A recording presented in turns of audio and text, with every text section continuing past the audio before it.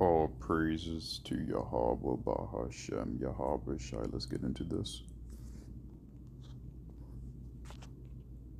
So, who out there has heard of the Jacobites of Scotland? And who out there has heard the correct version of history, that they were actually black? So, what got me started on this topic was initially tracing back my family history on my mother's side to see how far back I could go. The Mormon Church has records of a woman named Christian Duncan from Scotland in 1750. From what I've been able to research, that area of Scotland with the last name Duncan comes from these roots, Celtic roots, which, as you can see, it means of brown complexion. From what I was able to gather from researching the actual time in history and what was going on in that region, it was roughly between 1688 and 1746, where there was a Jacobite uprising.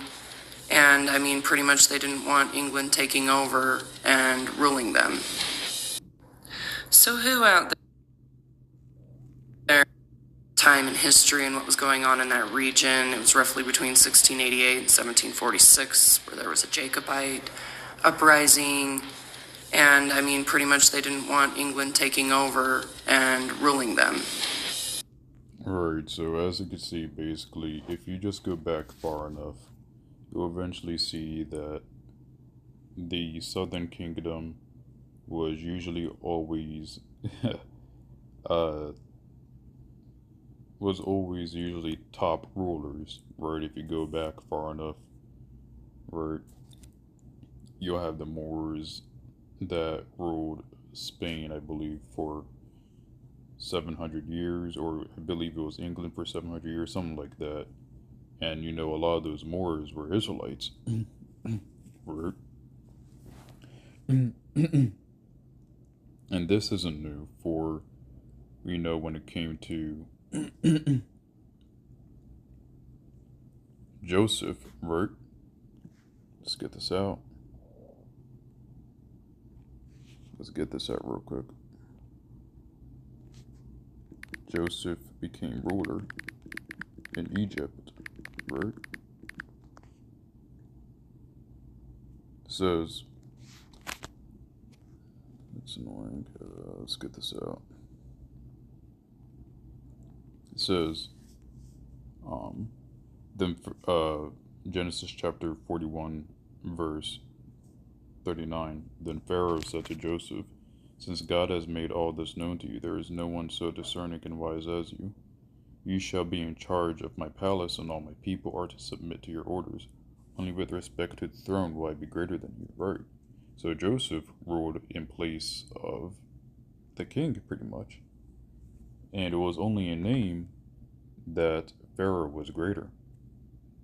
Right? But in pretty much, Pharaoh basically said to Joseph, "Look, you're a better ruler than me. You're actually fit to be king. You're actually more fit to govern my land than I am." And this hasn't changed as Israelites, right? For instance, Esau isn't fit to rule America or fit to rule at all. I mean, Slacker. Or Esau isn't fit to rule at all in any sense, right? But as Israelites, we were meant to rule, for we are the holy nation unto Yahweh, right? So we have the laws, statutes, and customs given unto us on a way on how we should live and how we should govern, right? Esau doesn't follow that though, because the laws were never given to the heathen, and especially not unto Esau, right? And as you can see, in every kingdom, right, every kingdom has flourished when they had the Israelites in captivity. Babylon, right, Daniel was, I believe, the wisest man in Babylon, and the king went unto him for direction or instruction, right? But this time, like I said, you go back far enough, you'll see that when we rule, we get things done and things are in order. Now, of course, the problem with Israel is that Israel has a tendency of going off all the time, right?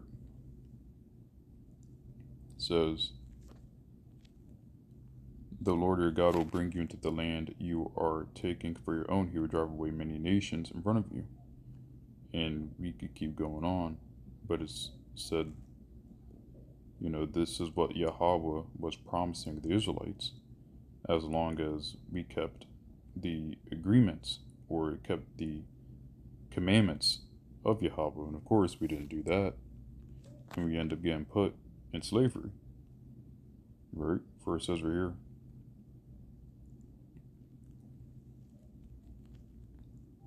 2 Corinthians chapter 4 verse 17, for our light affliction, which is but for a moment, worketh for us a far exceeding and eternal weight of glory.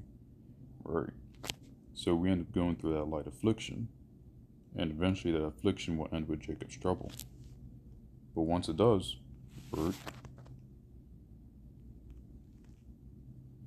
it's like once that light affliction does come to an end,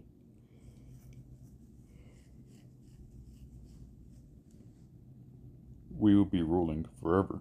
It says right here in 1 Peter chapter 2 verse 9, but ye are a chosen generation, a royal priesthood, a holy nation, a peculiar people, that ye should shew forth the praises of him who hath called you out of the darkness into his marvelous light.